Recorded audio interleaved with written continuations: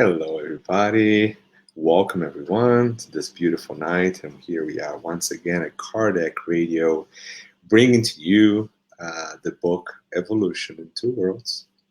And today we're going to be talking about the chapter number 17, which is the Discarnation. That's what we're going to be talking about tonight. And I welcome every single one of you that is connected with us today. We're broadcasting here from Canada once again, with a lot of love in our hearts of having a chance to have this nice conversation about such important topics. And at the same time, while we help each other and we grow together with this wealth of information that Andrea Luiz brought to us through so many different books, through the mediumship of Chico Xavier, and in this case also Father Vieira. So may God bless us in this moment of learning. And now let's go into more details of what we're going to be talking about tonight. So it is a sometimes challenging chapter because it brings a lot of medical information that is obviously the core of this chapter. And it brings and connects it back to the moral principles that govern the laws and the existences of us in this planet. So we're going to be talking about divine laws. We're going to be talking about a lot of medical terms. But in the end, as we've been telling you many, many times, at the end, we're going to bring back a message of hope, a message of love, and an empowering of knowledge that allow us to grow and continue our journey step by step to perfection. Remember, we're all going to get there. And good night, everyone. And yeah, God, I like the little hands. God bless us all. Yeah, to Saul and to everyone that's connected with us there. And so let's see what Andrea Luiz is going to bring to us in this chapter. So we're going to start, and I'm going to just switch my screens here so you guys can see this a little bit better. So Andrea Luiz starts this chapter by approaching the question that, will the discarnation of the soul during childhood be a punishment of the divine laws? This is a very, very interesting question. See, it is already difficult most of the time for us to understand the process of discarnation in adulthood. So when we get old and over many, many years of experience, it's still hard for us to understand the concept, the idea that, at least for a brief period of time, we're not going to be able to interact directly with a loved one. Now, can you imagine when it happens at the very, very early stages of this incarnation on this planet? Not easy, right? So the question tackles this very, very specific point. And he uses an interesting word, which is punishment by the divine laws. So for us to go into more detail, let us actually go and revisit what is actually divine laws, right? And for that, I'll tell you to go to the source of the information that we're talking about here, Kardec Radio and in Spiritism, which is Kardec himself and the incredible work that he's done through many of this foundation books that we use in Spiritism, in this case, Spirit's book. So we go to Spirit's book and chapter number 1, question number 614. That is the first question of the chapter. So Allan Kardec's going to ask the spirits, what is meant by natural or divine law? So what is that? The spirits have a very direct and clear answer, as usual, and said that natural law is the law of God. There you go. So natural divine laws is the law that governs the creation of God. God, creation by God. So it is the only, and this is important, it is the only true law necessary for the happiness of human beings. Okay, so if it is the only the only law necessary for happiness, so that we have to abide to it, right, to achieve it, true happiness. So the word punishment sounds a little bit difficult to understand and put together, right? Because the reality is that the divine laws are governing our steps to perfection. That's what it's telling us. So therefore, every time we go against the divine laws, there is a perfect and reciprocal reaction to that offense. Is that a punishment? No, not the same way we understand punishment. It is, in the end, a reaction from what we've done. So we're just receiving the consequences of our own actions. So it's learning. It's not really a punishment. It is helping us. It's not treating us unfairly or anything. It is just helping us along the way, right? So those are the divine laws. And then the spirits continue. It shows them what they should or should not do, right? In case us. And they only suffer misfortune because they rejected. Or in other words, when we rejected, we'll feel the consequences of that action, right? And where is the law written? This is not written in stone or paper or in the computers, not in the criminal justice system. It is written inside our consciences. Oh, wait a minute. But if it is inside my conscience, it means that the laws are just part of who I am. Yes, they are. Aren't they the creation of God? We are too. We're co-creators. We're part of it. We're all connected. We are immersed in God's creation and God's creative thoughts. Therefore, we're all part of the same system.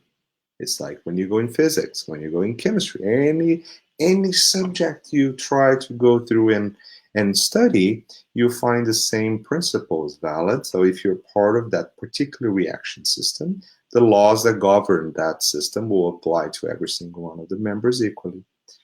And that is part of the justice. And that is why the divine laws are the pathway to true happiness. Right? Is it eternal and immutable? It is eternal and immutable, for sure. The spirits answer us. And why is that?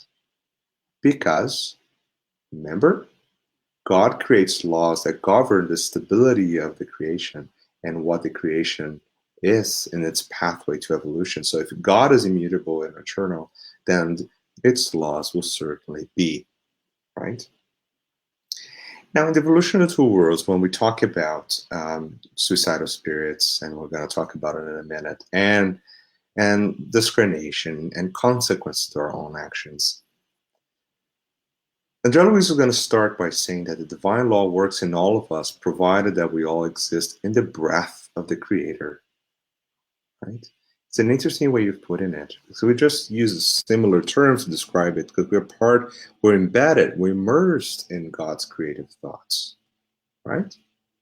So if we think about this, so I have a little diagram here so we can understand what does that mean and why Luiz is referring to that, and I'll highlight this to you in a minute.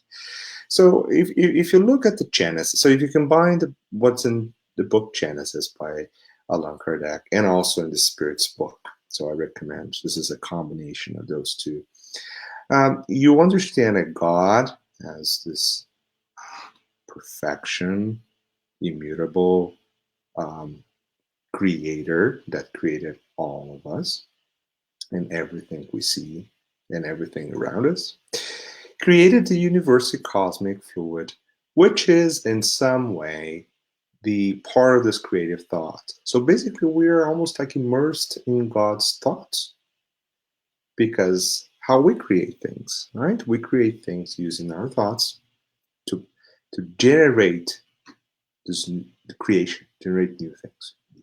So at the same universal cosmic fluid, you have the universal laws that apply to every single one of these constituents, and they're part of it. So God created the material principle, which derives from the universal cosmic fluid, and the spiritual principle, which gives rise to the spirits.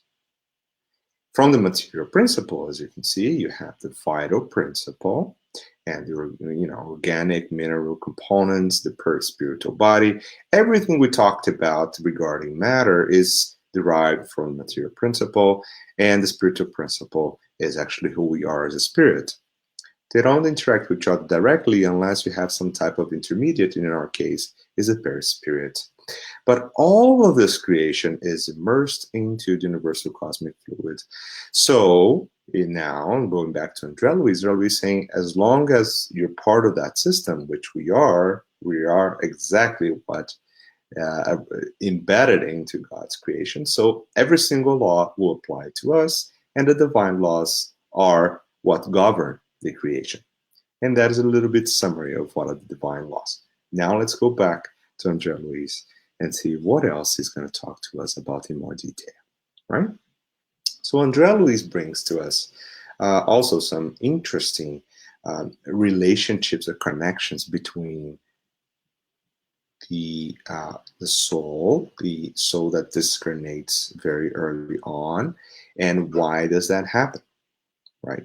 So Luiz creates a parallel between spirits that are discarnated at a young age after incarnation, and relates that to suicidal spirits. And now we're going to go into a more comprehensive overview of suicidal spirits and consequences. Now, why did I talk about divine laws first? So the consequences are coming directly from the action against or rejecting the divine laws. And of course, that will create an immediate and reciprocal force against it, which is the reaction. So suicides, independently of whether they're direct suicides, where one by its own will takes its own life, independent of which mechanism they decide to do that, versus an indirect suicide, which is a process where life is shortened by any means, even if the individual is not really thinking about committing suicide. And this is very well described in all the books from Luiz, right? Luiz, for example, explains to us that every single action you take, either by consuming certain type of drugs or acting in particular ways that will shorten your existence, that is what we call indirect suicide, right? Because you are actually slowly taken away to your existence in deliberate ways, deliberate actions, right? For example, so Luiz brings to us why would something like discarnation at young age or kids or childhood occur. So an example here is, if you have a previous suicide, either by poisonous substances, sharp instruments, and he lists a very long list of things that could possibly be done, drowning, hanging, all this. There will be a direct effect. So that action will have a direct effect in who we are as a spirit. So that's what we call the soul imbalances. So he describes as a degenerative process and imbalances that will affect primarily, as you can see on the right column there, the psychosomatic centers, the psychosomatic system. So psychosomatic means coming from mental or mind, and somatic manifesting in the body. So it's a combination, right? A psychosomatic process can occur directly from a mental state, or can be worsened or propagated by mental states. For example, if someone has a particular post-traumatic disorder or stress or depression, any mental illness can have direct consequences on the physical body, and that is what we call the spectrum of psychosomatic disorders. So if you commit suicide, the shock that it generates will imprint itself directly into our existence as a spirit and will manifest as psychosomatic manifestations later on. So things will happen in our bodies. That's exactly what Luiz is saying. It also affects the brain cortex. So affects the brain cortex through the perispirit that communicates that message directly through through the spirit, the endocrine system through the glands, the emotional organization. Remember here. So we're really tapping into very, very complex systems here. So Andrea Luiz is bringing to you what happens when this deliberate action is performed, what's going to happen directly into the spirit, the body, and the perisprit. And the body, we know, medicine will tell us, but what happened to the perisprit? What happened to the spirit? The emotional organization of the individual is part of the core existence of who we are as humans. And it's easy to think about this. It's difficult to understand sometimes, but it's easy to just think about it. So let's think about it. So when you're not emotionally well, and you can think about any single combination of possibilities of that, do you think it's hard or it's easy for you to cope, to deal with situations that are otherwise routine, to deal with challenges, trials, to live, right? Just think about it. So when he's talking about the emotional organization of the soul, he's really tapping into this very fine, delicate mechanism that control who we are and in our emotional system. So how we feel, how we interact, how we respond to things. So when deliberate actions of suicide occur, that system, that organization will be broken, and that will have catastrophic manifestations later on, because certainly the individual will come with significant emotional imbalances. Also, the hematopoietic system will be affected. So hematopoiesis is the formation of new blood or blood cells, the direct translation of it. So what happens is this is a system that regulates our blood as a tissue. Every single cell in the blood is generated through the hematopoietic system. And that is a core system of our body. It delivers substances, it delivers messages. Wait a minute. So if you deliver messages, remember how the perispirit connects to the spirit's body, the perispirit connects to the body through specific plexuses that organize the endocrine system. So in other words, like the relationship between them, the centers of energy, the vital centers of energy will communicate through the endocrine system. So our endocrine system will secrete messengers to specific parts of the body. Well, if the blood is not functioning well, then every single one of those systems will be affected. It's very chaotic, it's very catastrophic sometimes, right? And that is another of the core systems that are affected directly by suicide, and will certainly generate an imbalance that now we're going to learn about the consequences of that. So let's see what Andrea Luiz brings to us. And this is a very interesting chapter that describes in detail some of these mechanisms. So Andrea Luiz says, after the impact of the self-induced discarnation or suicide, similar resources. So what do you see happening in the body?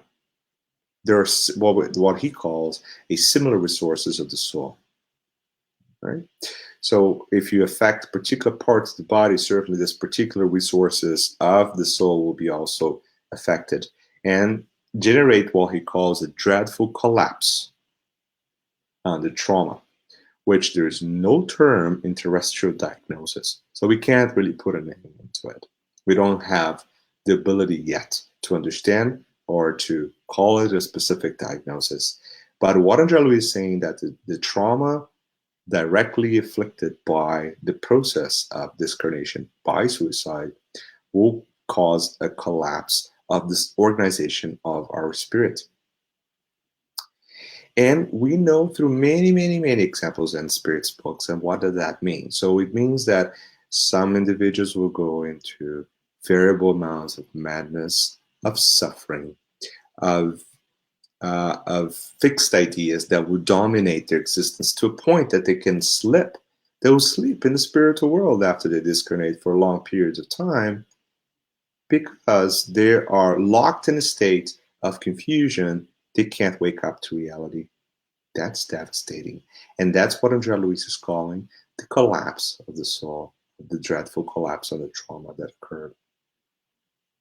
This has variable duration, as we know. It depends on the attenuating circumstances or the aggravating circumstances of the crime that was that happened, that was performed. It depends on many variables that we really don't have. It's not the main topic of today's, and we can talk about it at another moment. But the idea is that this flagellation, which is like self-inflicted wounds or pain, and the madness, and this chaos that it generates after the discarnation can stay on for a long time.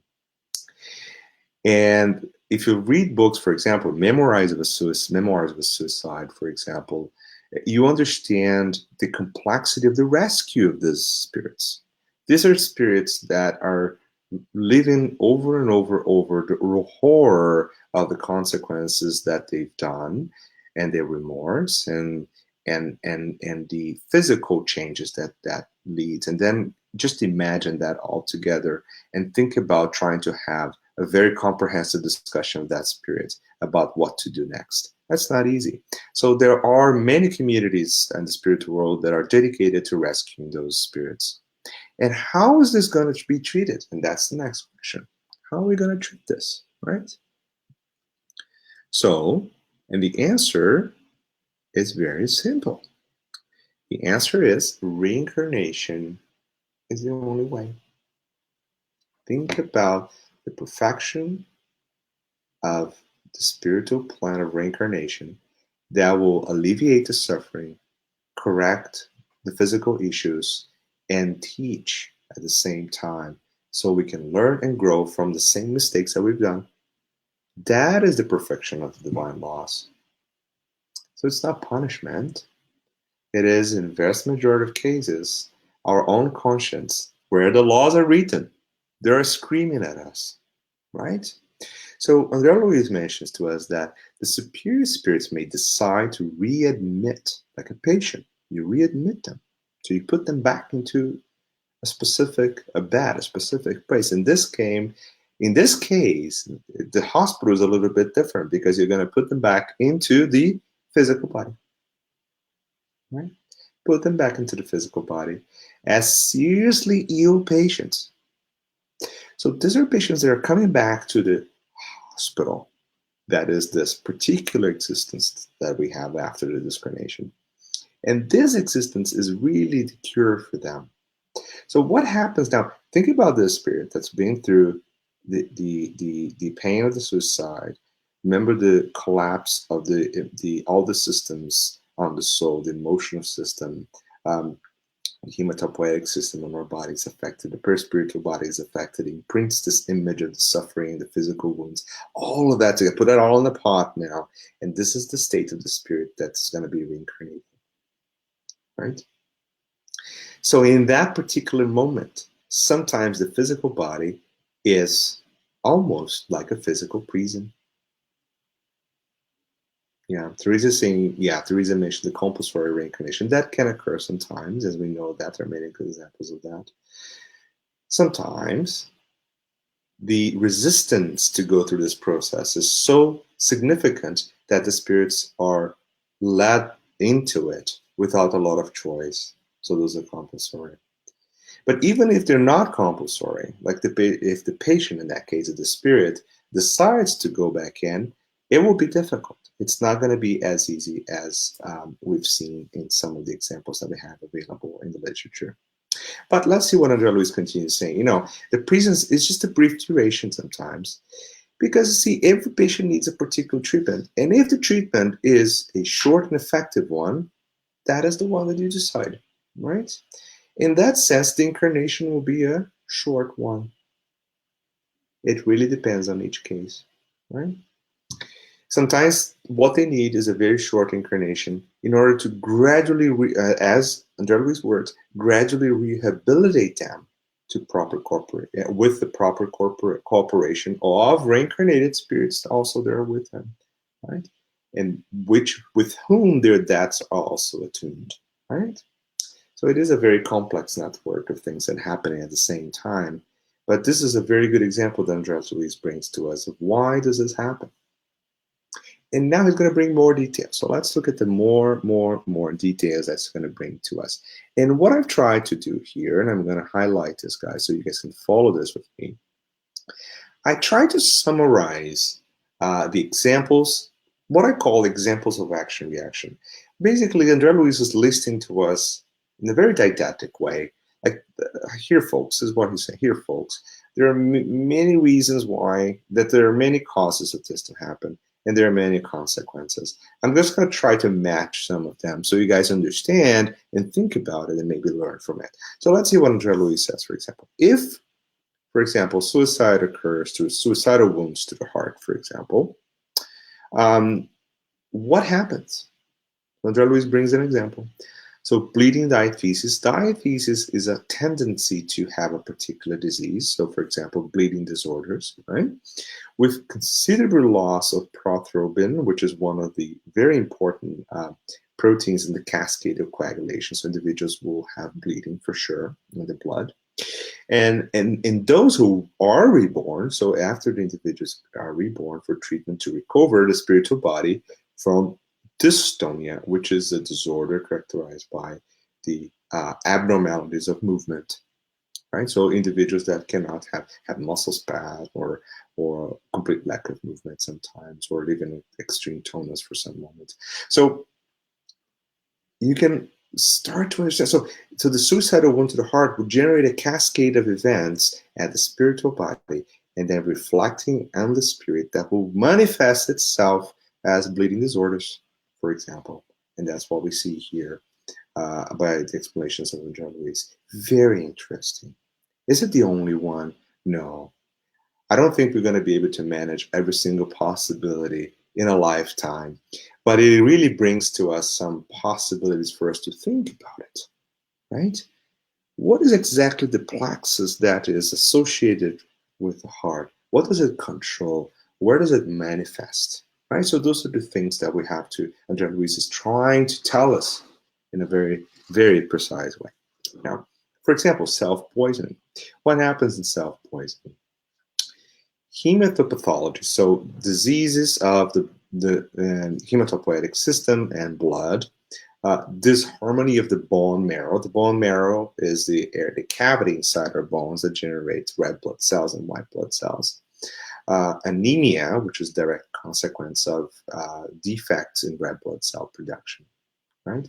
And he even goes into a very specific diagnosis, high reticulocyte counts, which means that there's a lot of immature red blood cells circulating in our blood, which again tells us that the bone marrow is not functioning well. Okay. There you go. Very interesting. Now, can we have more? Yes, we have example. For example, between heaven and earth, right? We have Julio, who had self-poisoning suicide, which caused the damage to his throat, and the damage to his throat manifested again when he reincarnated as a kid with a very, very severe sores in his throat. That can happen too. And why does that happen? The energy that is generated by the self-inflicted wound will be imprinted in your spirit body, and the perispirit will then cleanse itself, will clear itself through manifesting that disease in the physical body. Interesting. We're learning a lot about action and reaction today. But the topic is discarnation. And that's the beauty of spiritism. So what happens in drowning and hanging? So there are, for example, and he brings one of the examples, the Rh factor incompatibility, which we call in medicine erythroblastosis fetalis. And this is a devastating disease that when the mother does not, is Rh factor or rhesus factor is one of the markers that is present on red blood cells. So it's one of the markers that identify a red blood cells expressed in that cell, and we can detect it by simple tests. So what happens is when the mother does not have that Rh factor, so they are Rh negative, and the baby in the womb is positive, the mother can detect that particular red blood cell from the baby as a foreign or incompatible with the immune system and attacks it. That usually does not happen the first time they're in contact, but actually rather the second time the mother have another baby, there is also Rh positive. And that is devastating because there is incompatibility between the blood system between the baby and the mother. And that is a devastating disease. And that is, for example, happening, as Andrea Luiz explained to us, in cases of drowning, cases of hanging, right? And that's very interesting for us to learn in this particular chapter. What else? There are more. It gets more and more interesting. And it's a learning exercise for us. Now, I just want to make a little parenthesis here. Let's talk about something important before we move on and we talk more in detail about this. Remember that even if you're reading Kardec or Andrea Luiz or any of the core knowledge books from Spiritism, you also hear something very interesting, that although this information is here for us to learn, to understand, to use it, to get better, to learn, but it's not for us to be thinking now over and over what happens to us in the past and what happens to that guy or to this guy or to he or she, to us, because that is a waste of our energies. It's here for us to learn, but at the same time, it's important that we move forward and we're not going to be stuck in the past trying to understand what happened to us in the past, because we know what to do. That's what Andrea Luiz is telling us. I'm telling you all this because Andrea Luiz is telling, like, listen, these are examples, but you know what to do. This is divine law, so move forward. Okay, so let's put that little parenthesis there. So he gives more examples. For example, voluntary disruption of the skull. So these are trauma, direct trauma to the skull through any source of trauma. For example, fall from a gate height, or addictions of feeling and reasoning. So what happens when the individual has that? So there will be individuals will be reborn or reincarnated with cerebral arrhythmias. So these are signaling dysfunctions in the body that causes the electroencephalogram changes. Patients have eclampsia or preeclampsia, which is increasing the blood pressure. Tetany, which is a lack of movement or a full body spasm in babies, for example. Hydrocephalus or hydrocephaly, which is the significant increase in the pressure, intracranial pressure, cause increase in significant damages to the developing brain. And the list goes on and on. It includes chronic encephalopathies, epilepsies, palsies, and glandular insufficiency. So again, just to show you the devastating consequences of self-inflicted damage to particular organs through suicide, that will generate significant issues in the newborn, in the new baby. So these are all conditions that manifest very early on in life and may lead to very early discarnation. And that is why Andrea Luiz starts addressing that question, the very first question of the chapter, by bringing all these examples. Because the question is discarnation at a very young age a punishment by the divine laws? Andrea Luiz is saying, well, it is a direct consequence of your own actions, right? That is exactly what's happening. Okay, so let's keep going here in more details now. So he brings another example. So homicide, suicides, or suicide homicides. So this is important also, as he brings as an extra topic in the chapter, saying that homicide, suicides, which are in a situation where an individual takes someone else's life and then takes his own life, and this happens very, very often, unfortunately, in our world today. This individual that may reincarnate and suffer accidental or violent deaths early in childhood. So that explains, for example, why this happens again very often in our society. Violent early deaths of kids through accidents and so forth. There's so many reasons why that's happening. So there may be that's happening as a planned reincarnatory process from an individual that committed suicide, homicide, suicide, or some types of suicides. Therefore, what Andrea Luiz is trying to tell us here is like, hey, look at things, understanding that God is perfect. So are these people suffering or being punished in a way that we understand? Not really in the long term, but through what our eyes can see in that particular time moment, obviously it's a very difficult situation. But for all of those out there who had experienced things like this or been through this in family or very close to you, this is the message that Andrea Luiz is telling you. Everything happens for a reason, and believe it. The reason is that may be a very important rescue for that individual, that it just occurred, and it just occurred in the childhood, and that's why the individual discarnated in childhood. So God is not punishing us. God's perfect. We acted against the divine laws, and now just the reaction of our own actions is coming back to us, and we are accepting that as a learning experience, right? Yeah, that's a good question. So Teresa, there's a literal translation of the book. So the idea here is that the addictions may be as a root cause related to many other factors. So we may be talking to addictions related to chemicals, right? Or addictions that are fluid or triggered by addictions. For example, when you're addicted to, you can be addicted to anything, right? You can be addicted to a particular behavior or a particular type of reasoning, right? They're all part of reasoning. Absolutely, I agree. They're all connected. So I think what Andrea Luiz is saying, the addictions fueled by issues related to the feelings or relation to reasoning that will manifest as an addiction that affect directly the brain, right? And that's why the consequence of those addictions are all be manifesting, as we see here, through brain problems, right? Developmental brain problems, right?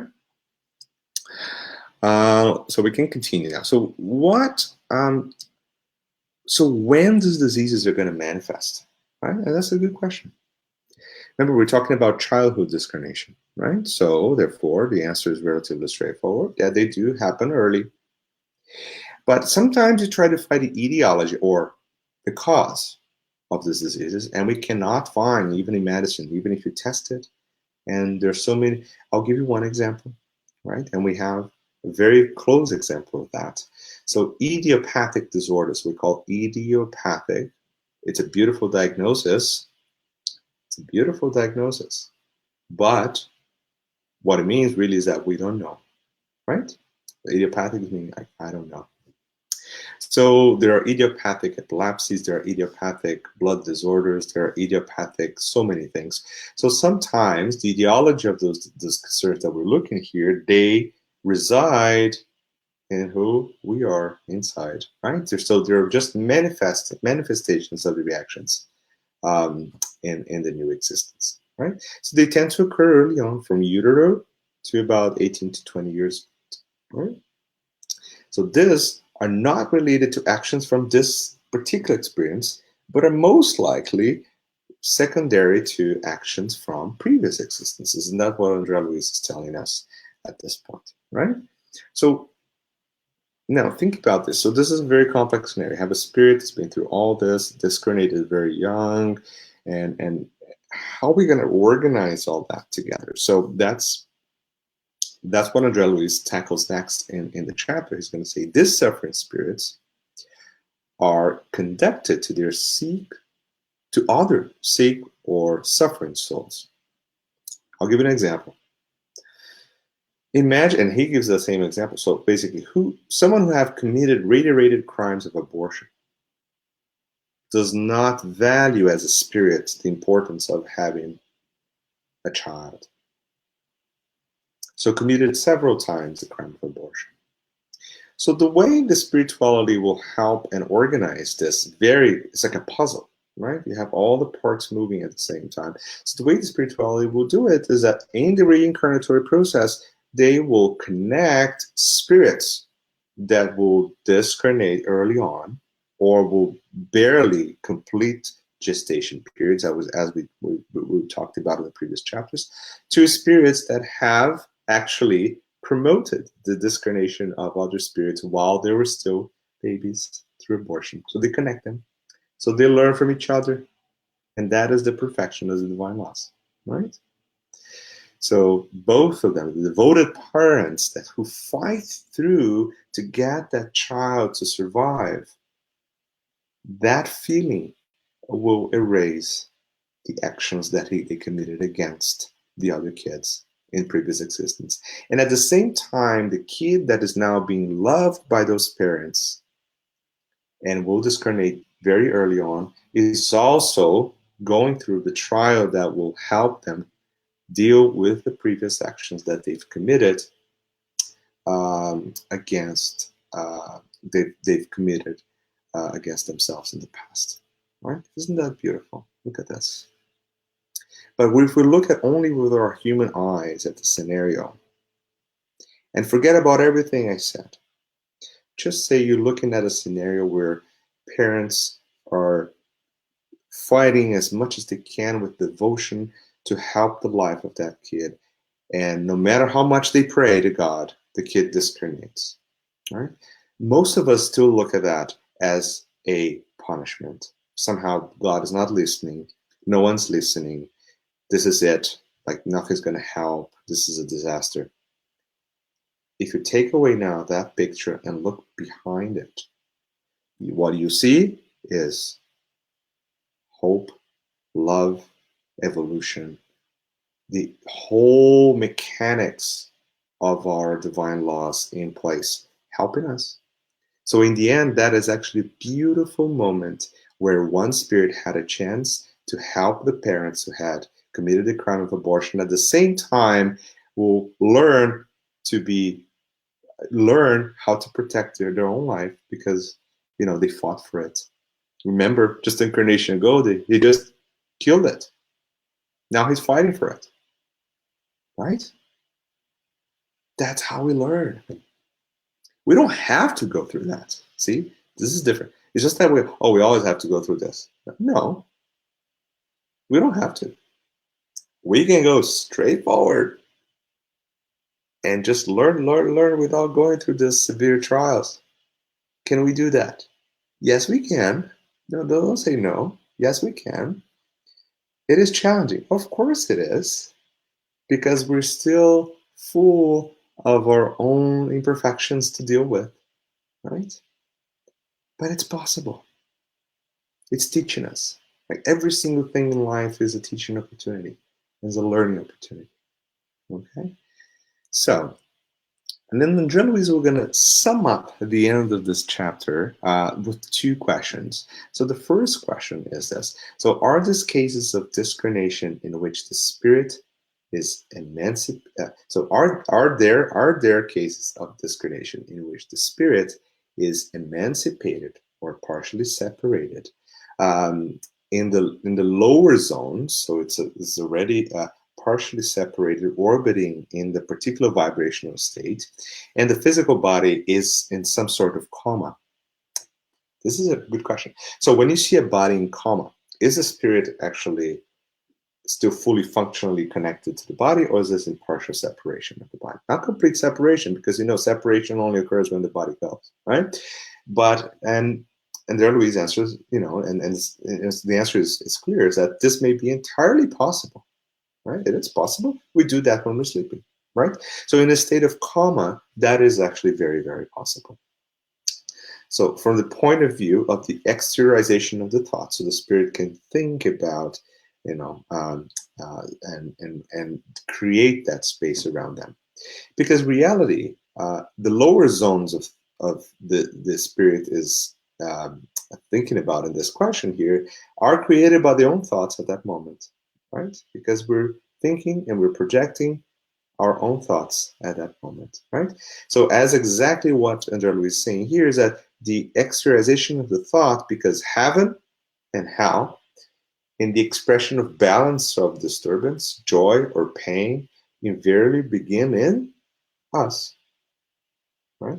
So it is possible that during the discarnatory process, the spirit is in partial separation of the body already, and there's a very, very, very thin connection between those. But where that spirit's going to be regarding state of mind depends directly on who we are, what we think, right? Who we connect to, right? So it's not about heaven or hell or this or that. It's more about what is here. And that's the question for all of us. What is in your mind all the time? Is just the stress of life, or is the joy of hope? Like where we are there on that little balance, right? Think about it. And the final question that Andrea Luiz has for us in this chapter is: do the incarnate spirits who suffered severe mental illness, so we're talking about spirits who endured severe mental illness, immediately return to lucidity after their discarnation? Right? So in other words, after they discarnate, they go straight back into their normal thinking and reasoning. And the answer is this never happens, right? Because a severe disturbance, in this case, the question related to mental illnesses, requires indispensable convalescence, whose duration naturally varies according to the degree of evolution of the patient in readjustment. This is valid for us too in medicine and science and everything. It's the same rule, right? The mental illness that the individual goes through in life is certainly a consequence of certain particular type of actions that occurred in the past, and we have very little doubt about this. The issue is, like, when you go through an incarnation with that mental illness, obviously when you discarnate, you regain the lucid type thinking that you had before, but that may take a while. It's not as easy as flip a switch and you're back to normal. Because as every patient in the hospital after surgery, for example, you need time to recover, right? You need time to go back to your normal. And this is quite variable. Remember, we're just talking about the suicidal spirit. Think about how long it's going to take for a suicidal spirit to go back to its completely normal functioning. After we talked about all the consequences of the suicide itself on the body and the perispirit and the soul. It will take a while.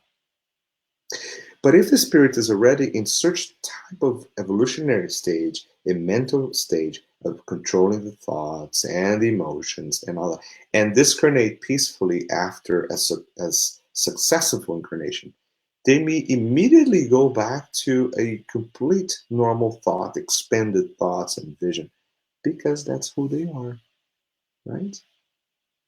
So there's always, in particular in disease states like mental illnesses and any other disease, there's always a recovering time after the discarnation, right? This is very well described. Also, in many others, there are many others books that describe this in detail. Okay. All right. So let's go. There's one more question here. So Teresa, yes. So Teresa, as opposed to addiction to substance, they're connected, right? So addiction to substance is a consequence of many other abnormalities of thought and emotion and all that. So addiction is just a consequence of things. So I think what Andrea is saying, the substance addiction is certainly related and linked to addictions of other addictions in certain thoughts and certain behaviors and some types of feelings and the vibrational states. All that will culminate into you take decisions that may lead to substance abuse.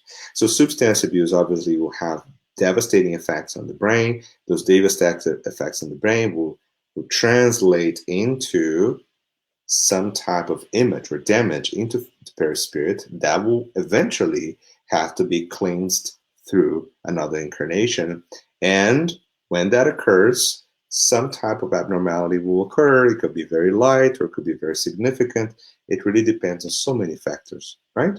So, and Andrea Luiz, he's expanding the concept of addictions to a whole new level here, because he's not only talking about the fact of having a substance abuse or substance addiction, but the addiction of any other levels. It could be emotional, reasoning, it could be physical, it could be through substance. So they're connected. I think one is just a consequence of the other, if that makes sense.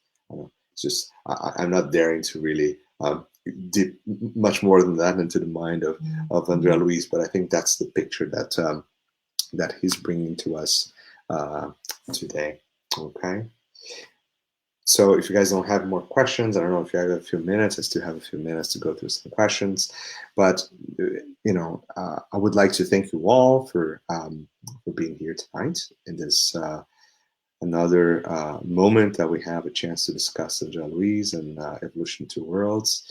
It's been great to have this opportunity, and certainly we have to at this moment thank God for who we are, for the opportunity that we're having.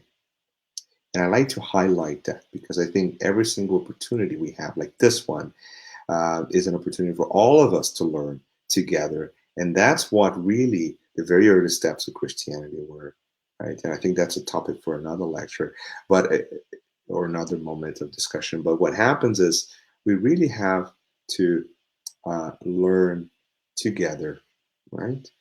To learn and to experience these things in a very, very connected and deep way, so we can implement them. Because we can talk about this for nights, and we can talk about for 365 days every year, right? Or 6 sometimes. But if we don't take action, right? Love with action, right? Charity. If we don't do things like this, we can go on and on. Like we could talk about the most amazing scientific evidence on all these books from Andrea Luiz. If the moral principles are not here, it would just be words, right? And that's something that all of us need help. I need help because I'm far away from being evolved, right? Quite the contrary. I think I have a ginormous load behind me that I have to deal with, and that's why I had a chance to study some of these books in such detail. But it's important that all of us get connected into this wave of love and hope that Andrea Luiz brings to us. Thank you very much for this opportunity. Thank you for being here with us, and we'll be back with you guys in a few days to talk about some other very interesting topics. And Vanessa will be with you. Beautiful Vanessa will be back with you guys with her loving energy, connecting us again tomorrow. All right. Thank you all. Have a great night.